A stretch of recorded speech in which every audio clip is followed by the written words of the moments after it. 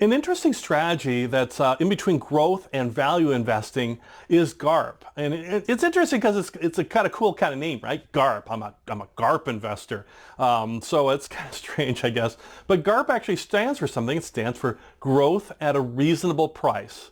Right? So think about that. You want growth, but you want it at a reasonable price. You don't want to pay those high price to earnings, high PE ratios. You want something a little bit more reasonable, something a little bit more safe maybe. And that's the idea of GARP, or growth at a reasonable price, is you're looking for growth opportunities, these high flyers, but something a little bit more reasonable, where you're looking maybe for something that's undervalued and for some reason it's recently being punished, that should be, turn around quickly and become a high flyer. So GARP, or growth at a reasonable price, is a combination of growth and value investing. You don't have to be on one extreme or the other. With GARP, it says, well, you could be kind of in between. And you're looking for somewhat undervalued stocks, so you're not looking for the bottom of the barrel, biggest sale stocks that are on the big sale. Maybe you're looking at a little bit better stocks that are undervalued, just not the bottom of the bucket ones, because sometimes those bottom of the bucket, really terrible stocks never do turn around. They just keep going down and go away, maybe even go bankrupt, where you're looking for something that's undervalued, but it's not all the way to the bottom. But you want to have, not only is it undervalued, you want it to have a really substantial and sustainable growth potential, right? Some reason it's undervalued, but you want it to grow. It's not necessarily an income stock or anything. You're looking for something that's going to grow, but for some reason it's taken a dip. Something has happened in the news, something has happened in an earnings report, something has happened from a company announcement, something has caused that stock price to dip, and you think, boy, it's undervalued, maybe not terribly, but it's undervalued, but the growth potential is great, so I'm going to apply some GARP principles on there. And we're going to look at some of the ratios and things that are associated with GARP here in just a second.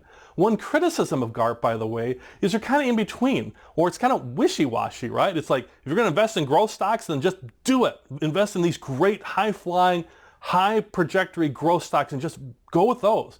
But if you like undervalued stocks, then go with those and go with the really undervalued stocks, the ones that give you the biggest cushion for it to go up, and things that might have this big turnaround and give you some great price appreciation, maybe even some dividends along the way. Go with the extremes to get the best return. GARP is too much in the middle, and you don't necessarily maximize the return either way with a good growth stock or a good value stock. And that's true. It just doesn't consider the element of risk. Yeah, if I take either end, potential is great at the extremes, but in the middle, I might mitigate my risk by looking at things that are just a little undervalued and maybe have some growth or some good growth, but just not a high flyer or a big underperformer. So how do we evaluate these stocks? Well, like any stock, you look at qualitative and quantitative information. In GARP stocks, that qualitative information is very important. Qualitative being, not quantitative. Quantitative being the numbers, hard, cold numbers, ratios, those types of things. Qualitative is more about, what is the business strategy? What is the executive team saying? What is the CEO saying? Do they have a new CEO? Did the CEO just left? What's going on with the company? What's going on with the industry? What are the trends in the industry? What are the overall demographics and things that might be happening in the global marketplace that might be affecting this organization? What is happening from a qualitative standpoint? And something probably has happened to drive the stock price down. That's why it's in that somewhat undervalued category. If it was way high priced, then it wouldn't be there. It'd be something has happened to maybe cause it to go down, to get on your radar as maybe a valued stock. So that's the first thing. Something has happened to cause it maybe to be more of a value stock. At least somewhat a value stock. And then you want to look at the quantitative aspect of it, the financial or the fundamentals around it, to start evaluating that to see, is it just slightly undervalued with some great growth prospects, or is it really just not a good stock? So quantitatively, just some guidelines and things to use. It can vary by industry, but compare with industry, of course. But one thing to look at is look at its recent, past, and its future growth potentials. That's really what you're looking at, is what's happened recently that's maybe been not so good, negative, but what does the future look like? Does the future look great? Is it like maybe a pharmaceutical or a drug company that just had a bad announcement because of a clinical trial, but they're very confident it's going to turn around and they'll have this great wonder drug. But right now the stock price is getting punished because they announced a poor results from a clinical trial, or it's a technology firm that had a setback or something like that. But it'll be great in the end. Those are the kind of recent past and future growth you're looking for. The earnings per share will be more subdued. You're looking like a 15 to 20% range as far as earnings per share versus something like in a growth or in a value stock. So earnings per share is more subdued. And price to earnings is higher than a value stock, but lower than a true growth stock. Once again, maybe in that 15 to 25% range with currently with because we're in a high PE ratio period.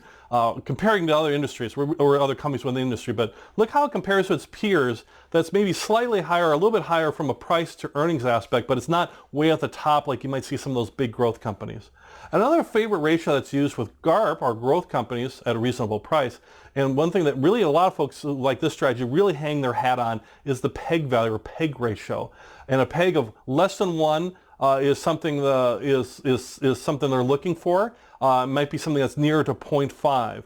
And PEG is a favorite measure for GARP is looking at price and earnings in comparison to growth. We'll look at that in the ratio section, but just think right now, PEG of less than 1, something near to 0.5 would be great. And so the whole idea is you're looking for growth, but you're looking for the price to be reasonable, price being the stock price you pay. So, but understand, it's kind of wishy-washy. It's kind of in the between. So if you're not sure you want to take on the big risk of growth stocks or take on the big risk of a really super undervalued value stock that might not ever recover, maybe using some of these principles and understanding that you're looking for growth and value together under GARP might be the way to go.